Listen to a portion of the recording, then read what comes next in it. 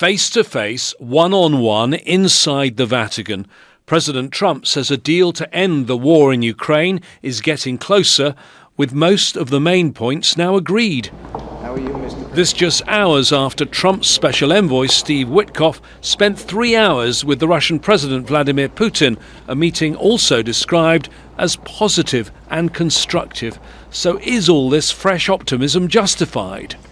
Zelenskyy is known to have serious reservations about Witkoff's peace plan.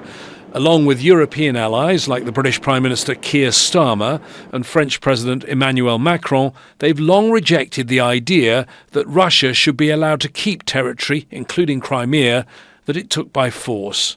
Even though that is said to be a key part of the US plan, after the meeting with Trump, Zelenskyy too was sounding positive. Really we had a productive meeting. I don't want to go to a lot of details, if it's possible, because the questions, very sensitive questions, of course, totally it's about how to bring peace closer and how was resultative, positive Paris and London, and we want to continue such meetings to bring peace to Ukraine. God bless. You don't know that. Of course, this was Zelenskyy's first meeting with Trump since their disastrous encounter in the Oval Office of the White House 2 months ago.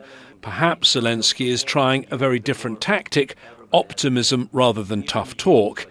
If that's the case, it's worked for now. After Trump left Rome on Air Force One, he posted this on social media.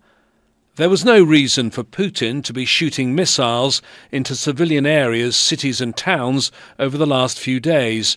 It makes me think that maybe he doesn't want to stop the war. He's just tapping me along. Today's diplomatic deal-making may have seemed a little out of place in the solemn atmosphere of the funeral of Pope Fancis, but it's a deal that could bring peace, something the pontiff was preaching for throughout his term.